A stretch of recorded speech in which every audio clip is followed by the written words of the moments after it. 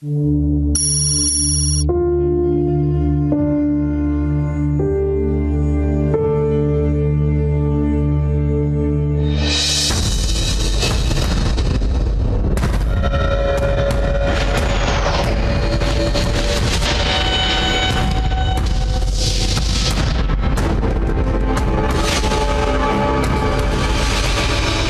nga pala sa pag-aragli ng kaso namin. Eh, ate kayo magpasalamat. Hindi dahil sa kanya, dapat nakasuhan naman. Nakausap ko na yung head ng pulis na Ronelia. I can only do so much. So baka madamay ka rin, mag-iingat ka. Sigurado ka bang wala silang alam sa ginagawa mo? Ako, problema. Lahat ng plano na malalaman ko. Pero kailangan mo nang gawin yung dapat mong gawin sa bata sa laging madaling panahon. Do you think the crime virus in this country will not be eradicated? Kung may vaccine nga lang para sa kriminal, mas madali siguro. Si Manuel Salvador, nabalitaan ko rin yung panawagan niya sa isang regional TV station tungkol sa kidnapping ng anak niya. I think there's a big syndicate behind it. Isang team na tayo ngayon. Ibig sabihin ba nung kasama natin si Celine? Hindi ko mapipigilin si Celine. Pero kailangan natin siyang laging protektahan. Fernando, Dakanay, kailangan ko lang ng impormasyon. Gagawin ko ang lahat para mabigyan ng hustisya ang asawa mo.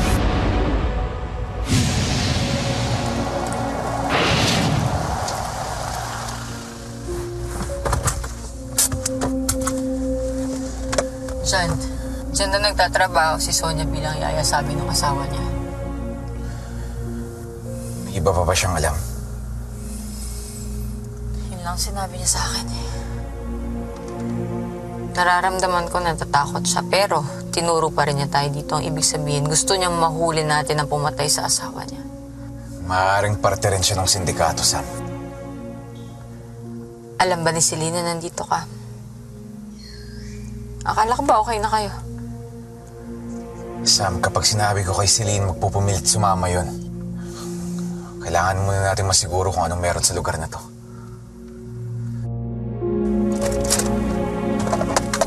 Ikutin natin yung buong lugar. Siguraduhin natin walang sabit dito.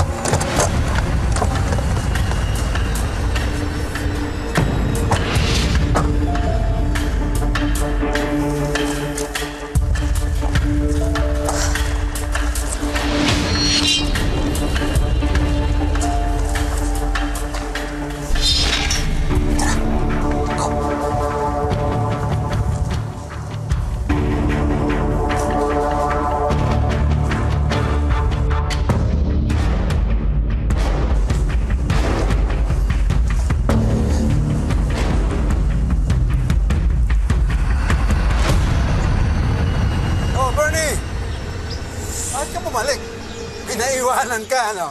Ha? Hindi, tay. Okay.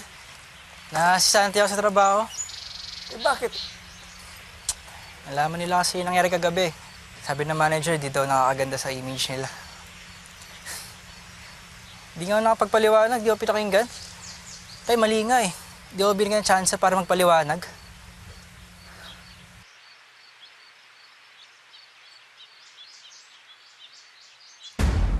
Yan na, tay.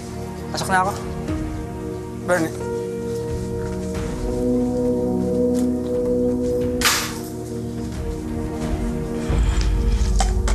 Yan, tay. Huwag kayong mag-alala. Agawa ng paraan.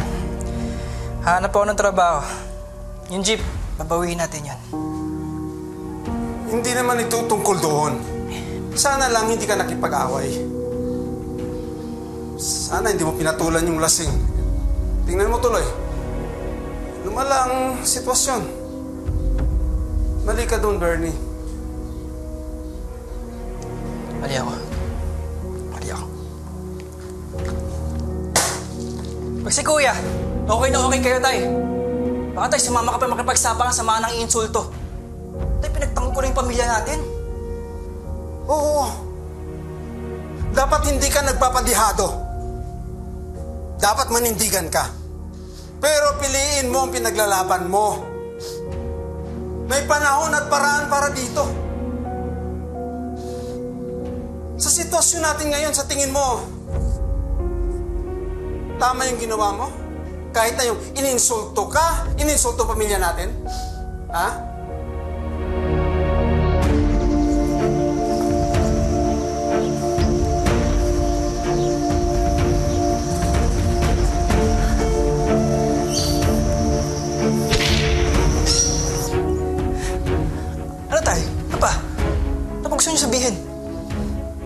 Malinaw ako, di ba? Mali. Si Kuya naman palaging tama dito eh, sa bahay na to. Kaya siya yung palaging nagkakapalpak-palpak sa buhay natin. Sinasabit pa tayo. Dahil nga sa kanya, natatatakan tayo na parang ex-convict eh. Pamilya ng ex-con? Tingin ng mga tao dyan sa labas. Na wala tayong pinagkaiba sa kanya. Doon sa mga taong nagsasalita ng ganyan, hindi nila kilala ang kapatid mo. Ano? Ano siya? Isang mabuting tao si Eman. Alam mo yan, Bernie. Alam mo yan.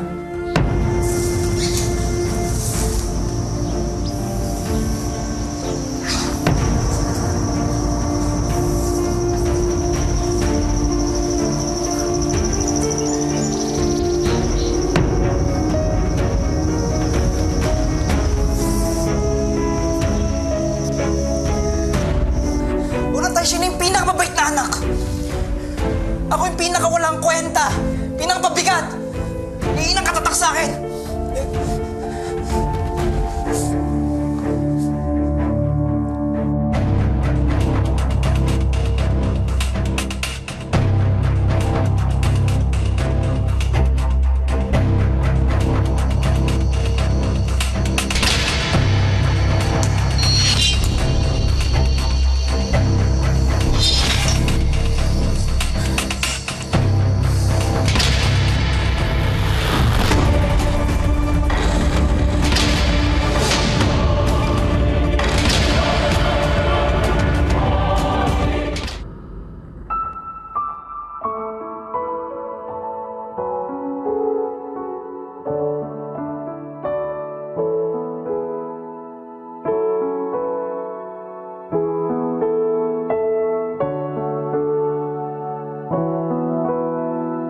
Di ba tayo'y narito upang maging malaya at upang palayahin ng iba?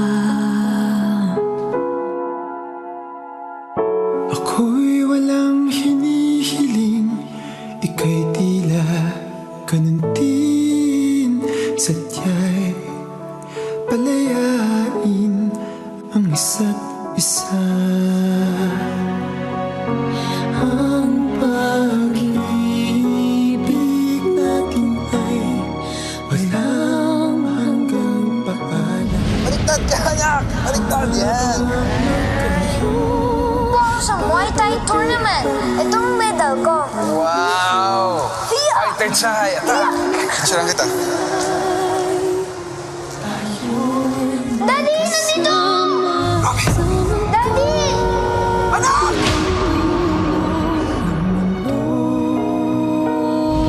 Anak! Mami! Daddy! Daddy!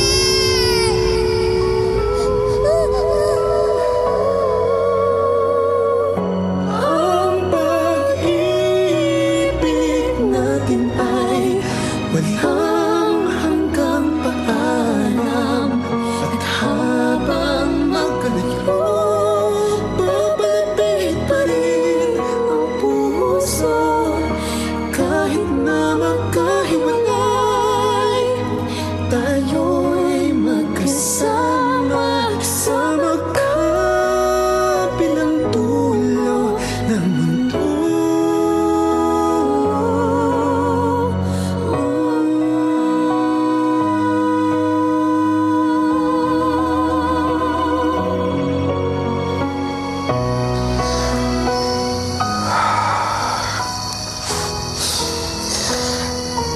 May nakita ka ba? Wala eh. Pero mukhang dito talaga nila dinadala yung mga batang nakukuha nila.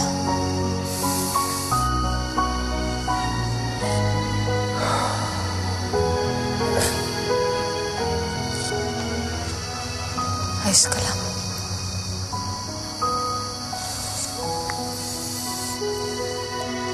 Ano ba yan? Kay Robert ang panyo. Ang gamit to ni Robbie. Sigurado ako ito yung kwarto niya.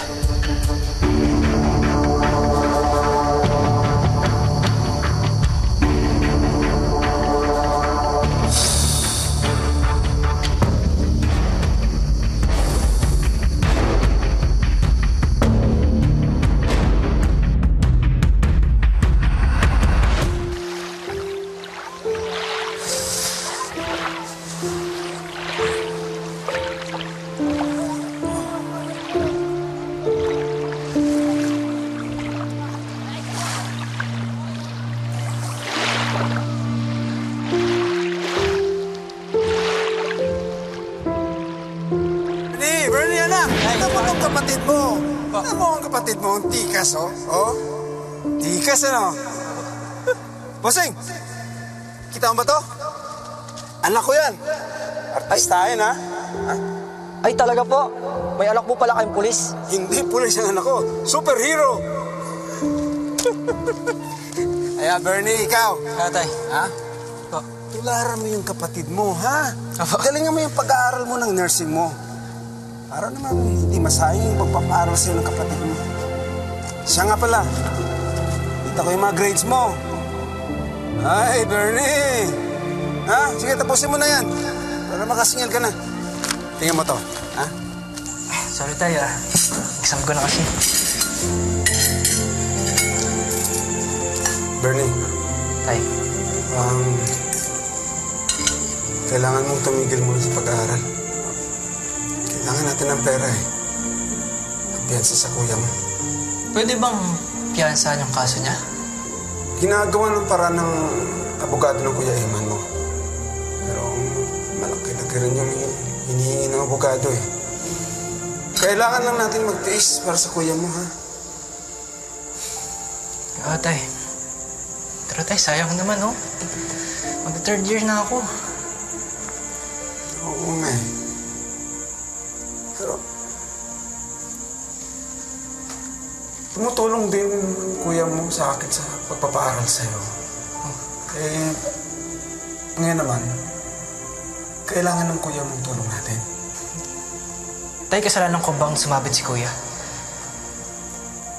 Anong klaseng pag-iisip yan, Bernie? Ha? Wala kang utang na loob? Sorry, tay. Ano ba naman yung ikaw naman na magsakripisyo para sa kapatid mo? Walang gaanak eh.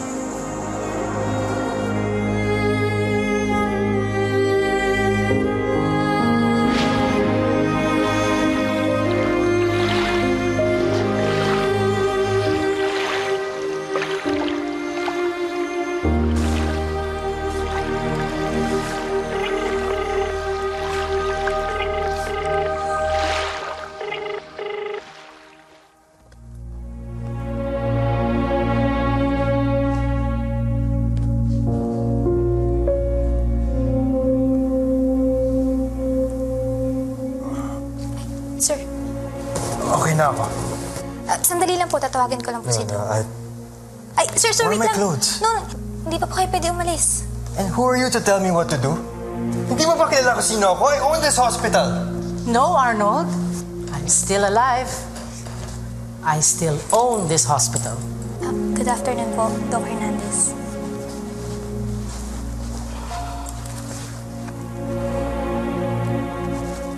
Nagmaneho ka na lasing na lasing. 0.4 ang alcohol level mo, Arnold. What are you thinking? You're so irresponsible. Sorry, ma.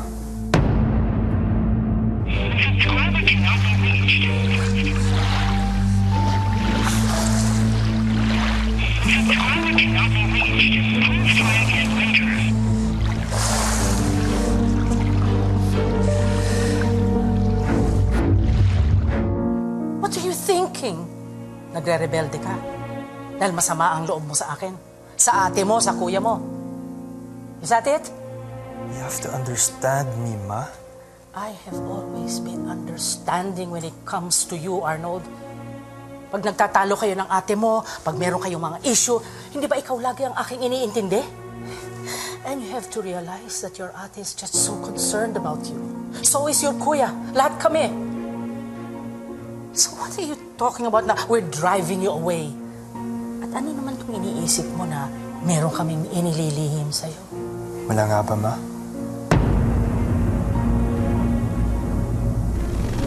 Pahinga ka na, anak. Tandaan mo lagi, anak.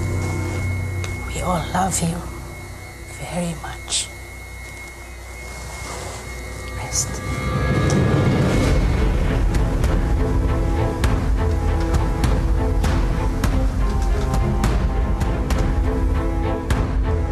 Celine, pupunta ko lang si ate. Business meeting. Sige. Pero kung kailangan mo ako dito, Kaya ko sarili ko, Anton. Kailangan mo rin asikasuhin ang negosyo ninyo. Maghihintay na lang ako ng update galing sa mga pulis kung may balita sila kay Robbie. Nagkakatiwalaan mo na sila? Tulad nga ng sinabi ng Ate Amelia mo, marami pa rin sa kanila mapagkakatiwalaan. Kailangan ko na lang panghawakan yung sinabi nila na gagawin nilang lahat para mahanap si Robbie. Tama ka, Celine. Pag tumawag ulit sa'yo si Eman at may nalaman siyang bago, ipaalam mo agad sa akin, ha?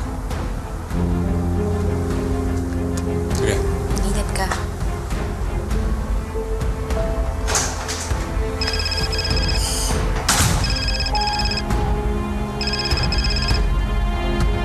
Hello?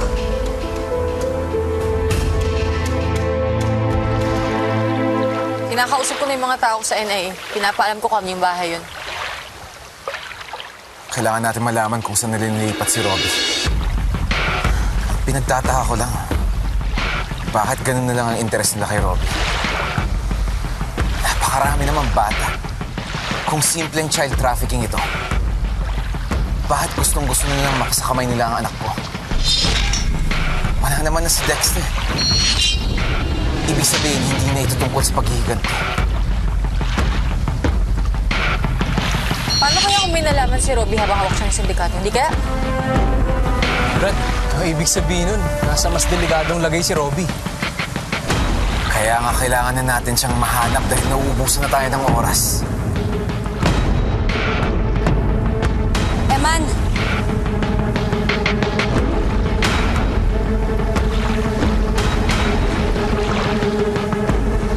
Nasaan ang anak ko?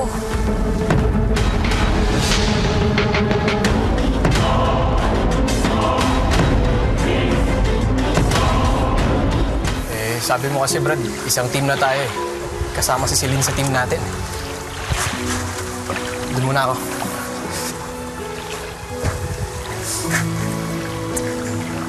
Hanggang kailan mo ako paglilihiman, Eman? Bakit kailangan kay Kaloy ko pa malaman na meron na kayong bagong impormasyon, ha? Celine. Huwag mo sabihin na pinoprotektahan mo lang ako. Dahil may karapatan ako, tayo ang magulang niya. Anak natin si Robbie. Dapat nagtutulungan tayo, lalong-lalong na ngayon.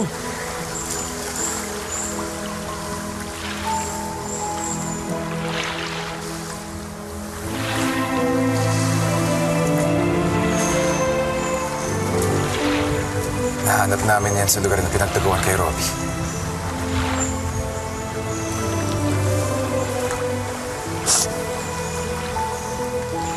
Robbie? Hinahanap na ni Sam kung sino yung may-ari ng property. Pag nakuha na namin yung impormasyon, yun na yung susunod na pupuntahan namin. Natin? Kasama nga ako.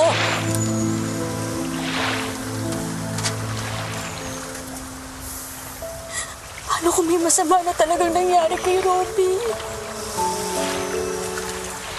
Paano kung hindi na natin siya maabutan? Celine,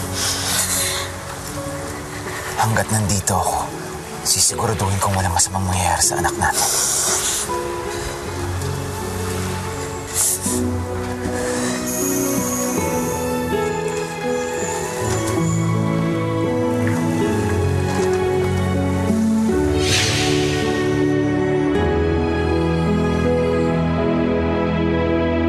Tuloy na yung paglipat sa farm. Kasama na dun si Ron. Sana naman hindi nang maging problema yung tatay ng bata. Wala siyang kaalam-alam sa nangyayari, ma. For now.